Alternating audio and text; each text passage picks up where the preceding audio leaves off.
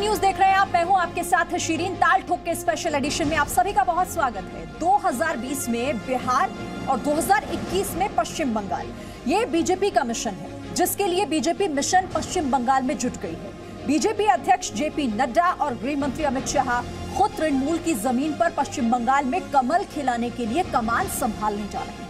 Bengal BJP ने इसका ऐलान भी कर दिया है। पश्चिम बंगाल में बीजेपी कार्यकर्ताओं की लगातार हत्या बीजेपी के लिए एक बड़ा मुद्दा है। खुद प्रधानमंत्री नरेंद्र मोदी भी इशारों में कह चुके हैं कि जनता जनार्दन जवाब देगी।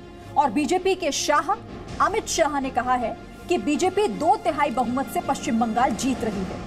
यानी ममता बनर्जी को बीजेपी ने एक तरह से खुला चैलेंज दे दिया है। और ये तैयारी किस तरह से इस बार बीजेपी की नई है, वो नए नारे के साथ आप देख ही रहे हैं। तो इसीलिए ताल ठोक के स्पेशल एडिशन में जनता के सवालों के साथ हम इस चर्चा को शुरू करेंगे। सवाल ये कि बंगाल में 200+ का लक्ष्य मुमकिन है क्या? सवाल ये भी कि नए नारे से बंगाल में खिलेगा कमल। सवाल इसी के साथ ये कि अफसरशाही से क्या ममता बनर्जी अपनी कुर्सी बचा पाएंगी इस बार? और राजनीतिक हत्या का बदला वोट से देगी जनता।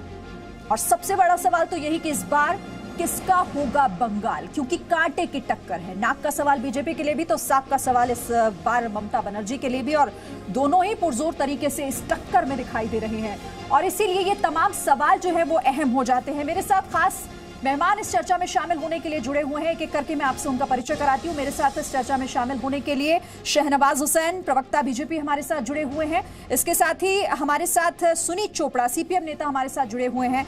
अवनिजेश अवस्थी, राजनीतिक विश्लेषक के तौर पर हमारे साथ हैं। आप सभी का बहुत बहुत स्वागत है। और साथ ही टीएमसी समर्थक राहुल चक्रवर्ती भी हमारे साथ जुड़ गए हैं। बहुत स्वागत है आप सभी का। लेकिन सबसे पहले शहनवाज हुसैन जी आपके पास, क्योंकि जो आपने नारा दिया है उसी से जुड़ा हुआ मेरा सवाल है। नए नारे से इस बार बंगाल में कमल खिलाने की तैयारी है क्या? नहीं, देखिए, बंगाल में लोकसभा के चुनाव के वक्त ही वो झलक दिख गई थी कि भारतीय जनता पार्टी आने वाली।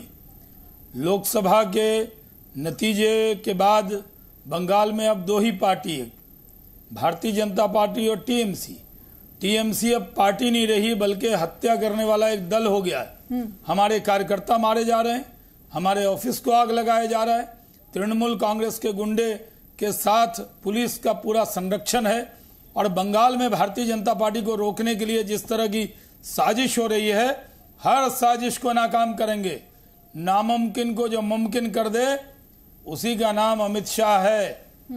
और अमित शाह जी ने अगर वहां ऐलान किया तो उसको हम करके दिखाएंगे।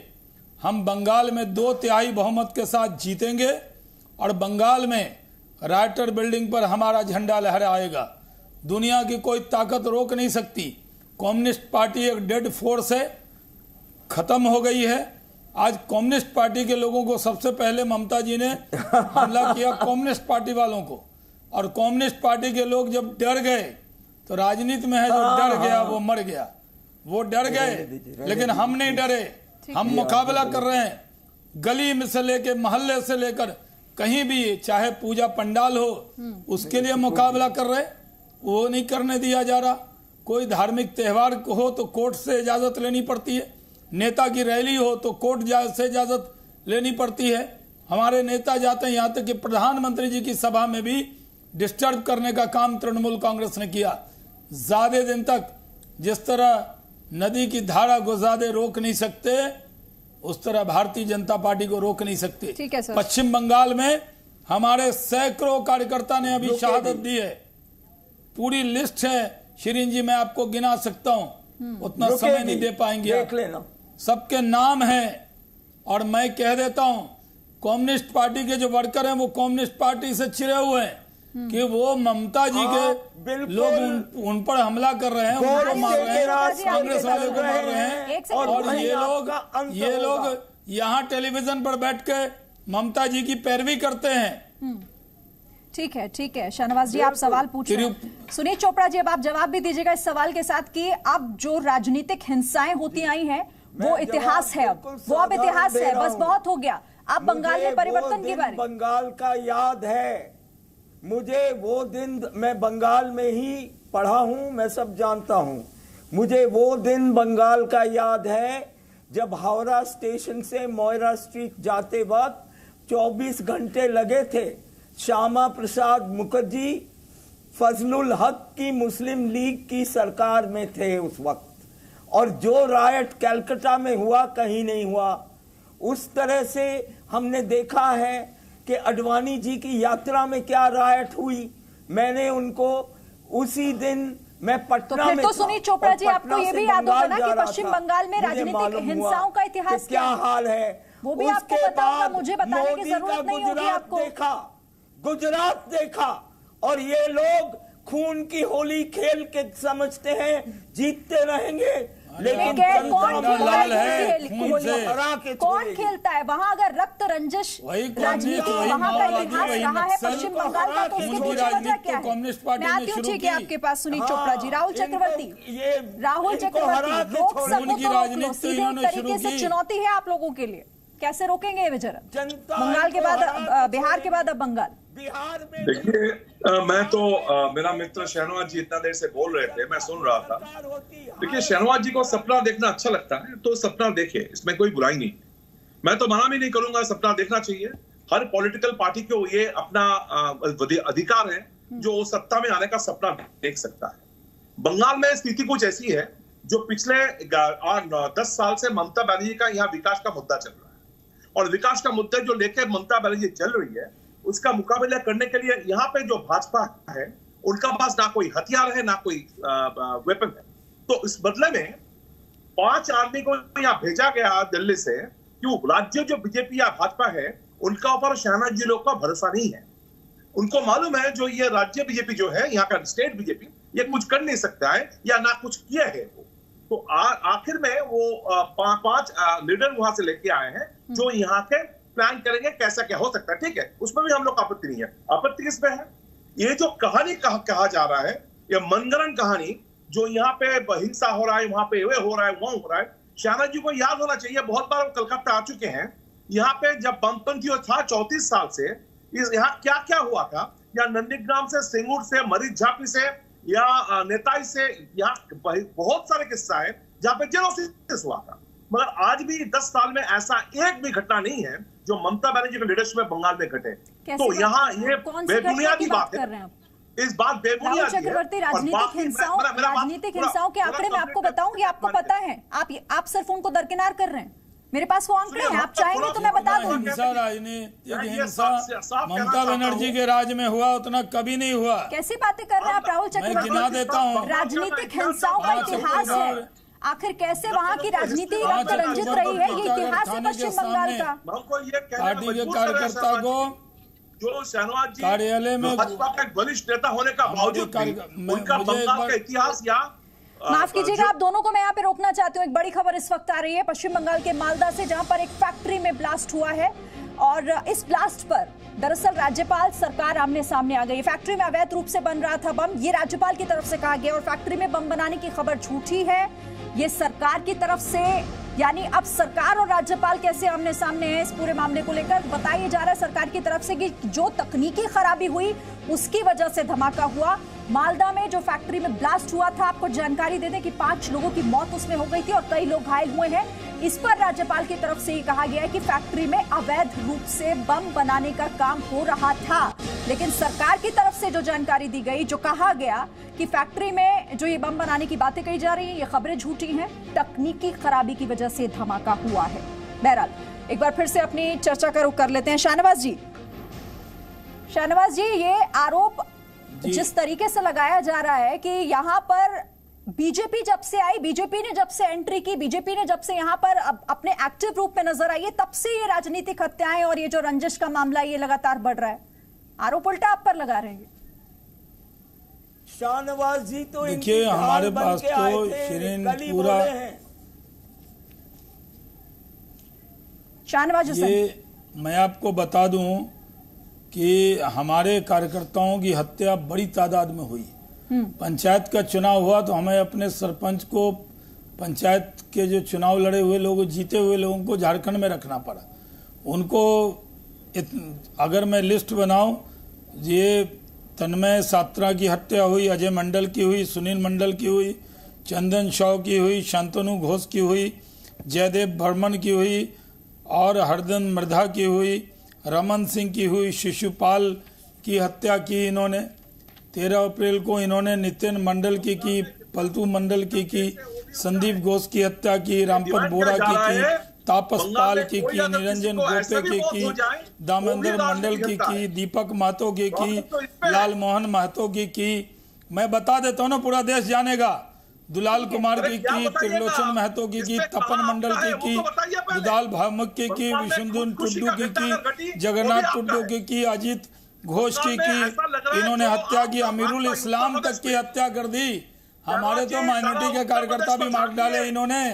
सुजीत रे की, बहादुर मुर्मू की, अजीत मुर्मू की, विपिन दास की, कामेश्वर राय की, मातल दिगार की, सौमंत्र घोषाल की, तोतन दास की, अरुण परमाणिक की, अरुण सिख की। मैं बता दूं आपको, तापन दास की, यहाँ तक के इन लोगों ने, श्रीन जी 30 सेकंड, 5 सेकंड दे दीजिए। इन लोगों ने, देवनाथ जी थे, पूर्व विधायक थे, उनको भी इन्होंने मारकर टांग दिया। ये तो पोल पर टांग के फांसी लगा देते हैं ताकि लोगों के अंदर डर पैदा किया जाए। कितना भी डर कर लीजिए, ये 56 इंच की छाती वाले लोग हैं। बीजेपी के, हम कम्युनिस्ट पार्टी के नहीं है जो डर जाएंगे। ये कम्युनिस्ट पार्टी के लोग डर जाते हैं। एक के लिए साख का सवाल है तो दूसरे के लिए नाक का सवाल। लेकिन 200+ का लक्ष्य रखना यहाँ पर लग रहा है आपको कि इतना आसान होगा? इस बार बंगाल में क्या होने जा रहा है?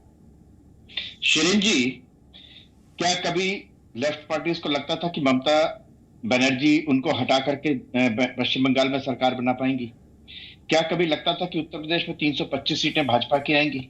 क्या पश्चिम बंगाल में पिछले चुनाव में किसी ममता बनर्जी या सीपीएम ये विश्वास कर सकते थे कि 40% के आसपास वोट मिलेगा भाजपा को? ये सब चीज अकल्पनीय थी ना इन लोगों के लिए।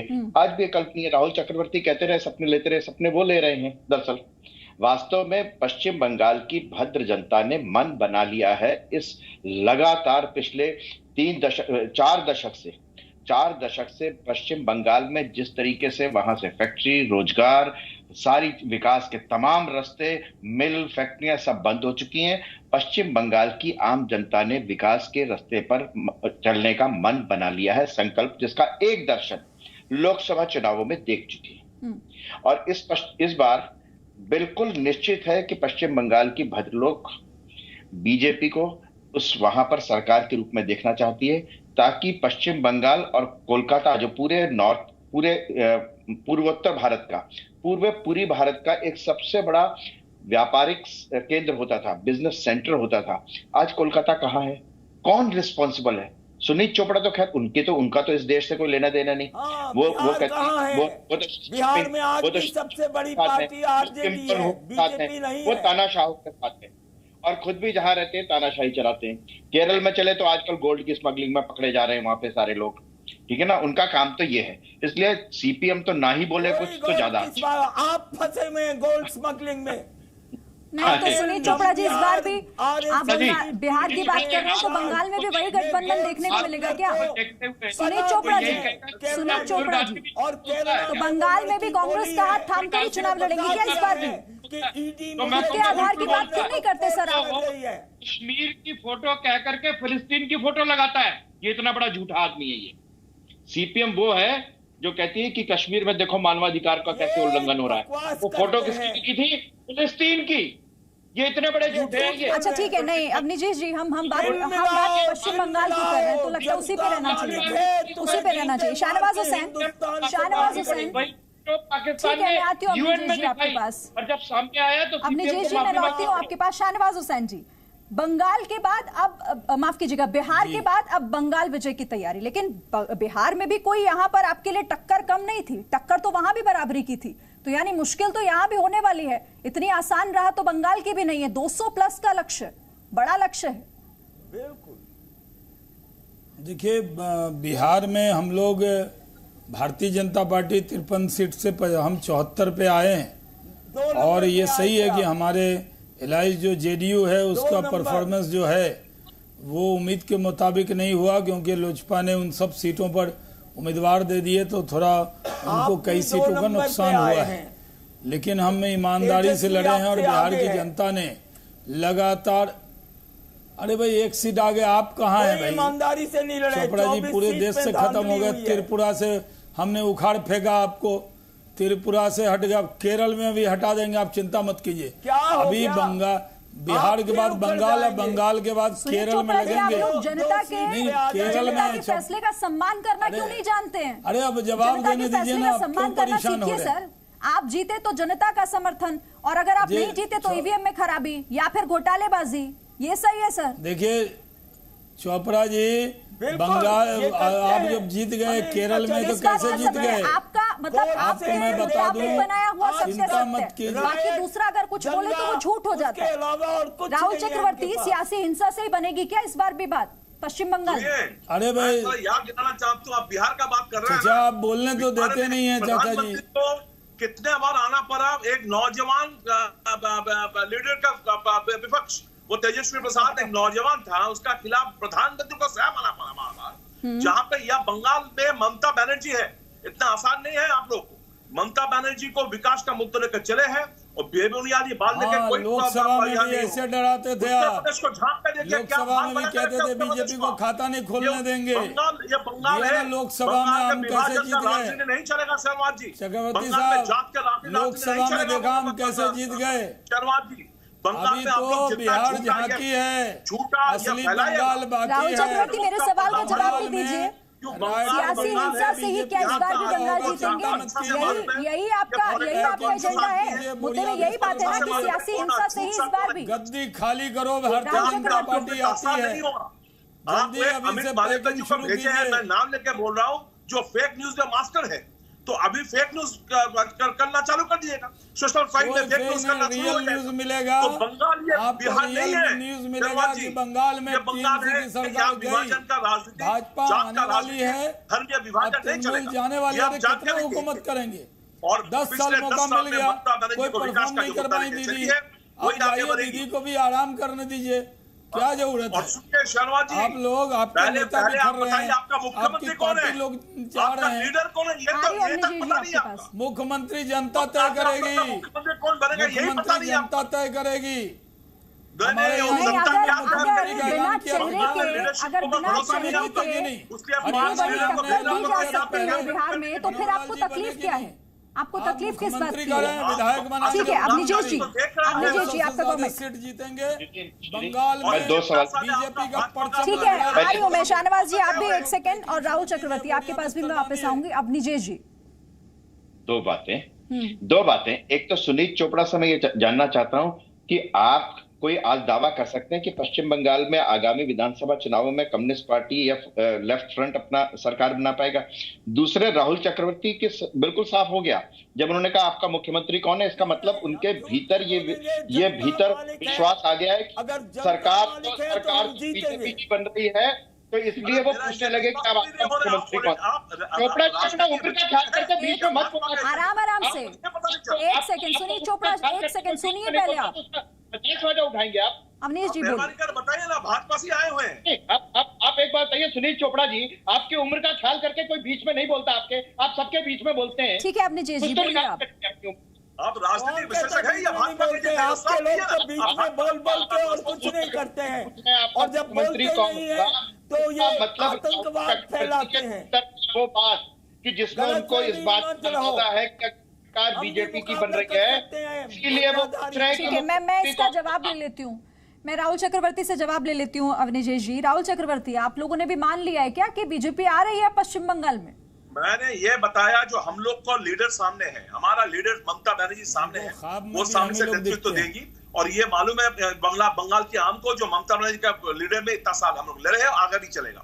मगर ये कंफ्यूजन है, यहाँ बंगाल का लीडर्स के ऊपर उनका भरोसा ही नहीं है। ये बाहर से 5 आदमी को स्क्वाड लेके आना पड़ रहा है। अच्छा, तो आपको दिक्कत इस बात की है कि उन्हें अपने लीडर से क्यों नहीं, अपने लीडर्स पे क्यों भरोसा नहीं? इस बात के लिए आप ज्यादा टेंशन में है क्या राहुल जी? नहीं, तो इस बात पास कोई राह नहीं है, कोई दिशा नहीं है। तो क्या शाहनवाज जी, इनकी दिक्कत दरअसल प्रधानमंत्री मोदी से है कि मोदी क्यों आ रहे हैं बार बार, मोदी के चेहरे पे क्यों लड़ रहे हैं आप लोग चुनाव? अरे हमारे पास, हमारा सौभाग्य है, हमारे पास मोदी हैं और भारतीय जनता पार्टी के वो नेता हैं, हमारे सबसे बड़े नेता हैं। हमारे पास कमल का निशान हमारा, मोदी हमारे। आपको जलन क्यों हो रही है भाई? मोदी जी तो चुनाव में कार्यकर्ता बन के लग जाते हैं, जमीन से उठे हुए नेता हैं। आप लोग को तो ने हरा दिया। अरे भाई तो क्या प्रधान मुख्यमंत्री हो गए, ममता जी छोड़ रही है राजनीति क्या? नहीं, ममता जी मुख्यमंत्री हैं तो तृणमूल का काम कर रही है नहीं? मोदी जी क्यों नहीं करेंगे? आप लोग को तो ख्वाब में भी मोदी जी दिखते हैं, सपने में भी बीजेपी दिखती है। दादा ज्यादा डरिए मत, आराम से सत्ता परिवर्तन हुए, डोनाल्ड ट्रंप की तरह मत कीजिए। हम लोग की सरकार जो है वो बनेगी, आप लोग पैकिंग शुरू कीजिए। आप मानकर चलिए कि बंगाल की जनता ने मन बना लिया है। बंगाल की जनता के मन में मोदी है, कमल का फूल है, भारतीय जनता पार्टी है, अमित शाह जी हैं, नड्डा जी हैं। भारतीय वहां की जो आपकी जनता है वो बंगाल की जनता प्यार करती है मोदी राहुल जी से। चक्रवर्ती, अब अगर मोहब्बत से रोक प्रधानमंत्री लेंगे नरेंद्र क्या? मोदी अपनी पार्टी का प्रचार करने के लिए किसी स्टेट में जाते हैं तो इसमें दिक्कत किस बात की होनी चाहिए? तो फिर आपका प्रश्न क्या है? आपका प्रश्न तो यही है ना कि मोदी क्यों आते हैं बंगाल में, मोदी क्यों जाते हैं बिहार में? तो क्यों प्रचार करती है? ये कहना चाह रहा हूँ, मोदी जी हमारे नेता हैं तो क्यों नहीं जाएंगे? उनका कोई भरोसा नहीं है सेंट्रल लीडरशिप को। या तो सेंट्रल ये लीडर तो इनके ऊपर आपको तो भरोसा खुश नहीं होना चाहिए ना इस पे, आपको तो खुश होना चाहिए। ये तो आपकी राह आसान करने के लिए है। कोई भरोसा ही नहीं है। आप लोगों को तो खुश होना चाहिए ना कि बीजेपी को अपने लोकल लीडर्स पे भरोसा नहीं है। सवाल उठाने की जगह आप लोग इसका फायदा उठाइए। सुनील चोपड़ा, मोदी अगर बंगाल जाए, बिहार जाए या किसी भी स्टेट में जाए अपनी पार्टी के प्रचार के लिए, दिक्कत क्या है किसी और पार्टी को? प्रधानमंत्री ने सारी सभा में सुनील चोपड़ा शिरकत की कि नहीं की? फायदा तो उठाएंगे, बिहार का चुनाव हुआ तो प्रधानमंत्री गए कि नहीं? लेकिन ये बंगाल में क्यों डर लग रहा है भाई मोदी जी से? और फिर ये पूरी तरह से भ्रष्टाचार करेंगे। कौन सा झूठ और कौन सा भ्रष्टाचार बता दीजिए ना सर। बड़ी बड़ी बातें करते हैं आप, थोड़े फैक्ट्स लेके आया कीजिए, थोड़ी लिस्ट लेके आया कीजिए जिसपे आप बता सके, बात कर सके। 24 सीट में गुंडागर्दी और हर तरह की चीज की गई, अफसरों को इस्तेमाल तक किया गया। अच्छा, नहीं आपके पास कोई प्रूफ है, कोई वीडियो है, कोई ऐसी तस्वीर है जिससे आप ये बात साबित कर सके? कीजिए ना सर, जाइए आप यहाँ बैठकर ये बात, इन बातों को जबरदस्ती डिबेट में शामिल करने की बजाय जाकर शिकायत कीजिए। इसीलिए बंगाल हार गए तो हवाई बातें, ये सर ये बेतुकी बातें, ये तो बदनाम हो चुके हैं देश में। तब भी देश की जनता भरोसा कर रही है। अगर बदनाम हो रहे हैं तो बदनामी से इसका मतलब इनको जनता का भरोसा कर रही है। इन पे तेजस्वी ने मोदी को हरा दिया, उससे बड़ी चीज आपको क्या चाहिए? ईमानदारी से जीत गए, आज वो हार गए, वो बेईमानी हो गई। वाह बिल्कुल, आप अपनी सीट सरेंडर कर दो, 42,000 वोट की मार्जिन से जीते हैं। बड़ी मुश्किल से तो कम्युनिस्ट पार्टी के 2 मार्क्सवादी के एमएलए जीते हैं। रिजाइन करा दीजिए, 80,000 से रिजाइन करा दीजिए ना जो जीते हैं। अगर ईवीएम पे भरोसा नहीं है ये सब कहानी मत सुनाओ। ईवीएम पे भरोसा नहीं है तो आप कम्युनिस्ट होगा आपकी असेंबली में, आपको मुकाबला कर लेगा। ठीक है, अब निजेश जी, बिहार में हमने देखा, बिहार दरअसल बंगाल का सेमीफाइनल था, उसी के तौर पे देखा जा रहा था, और अब तो फाइनल की तैयारी में। अच्छा एक सेकंड सुनिए चोपड़ा जी, आप थोड़ी देर शांत हो जाइए, आप थोड़ी देर आप शांत हो जाइए, दूसरों को भी सुनिए। अब निजेश जी को चेक कर लो, जूनागढ़ में राइट नहीं होने दी।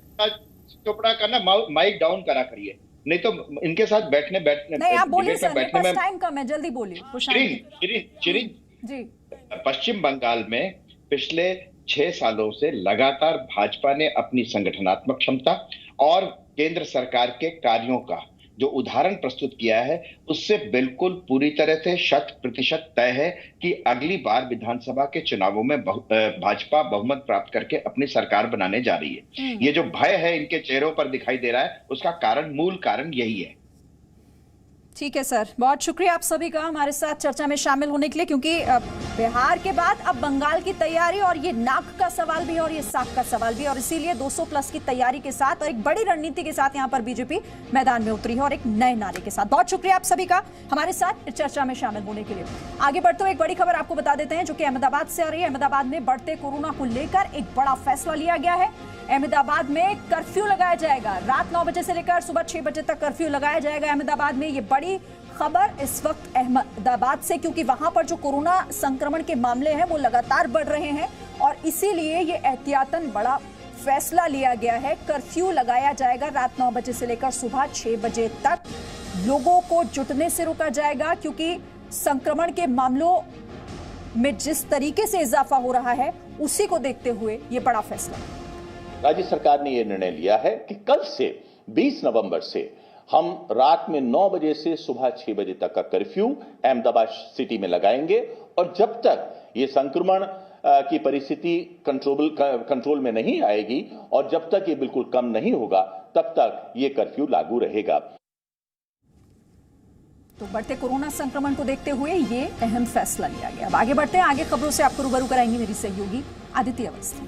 शुक्रिया शिरीन। अगले बुलेटिन की शुरुआत करें, लेकिन उससे पहले नजर डालते हैं इस वक्त की हेडलाइंस पर। Presenting B News app available on Google Play and App Store. Download it now.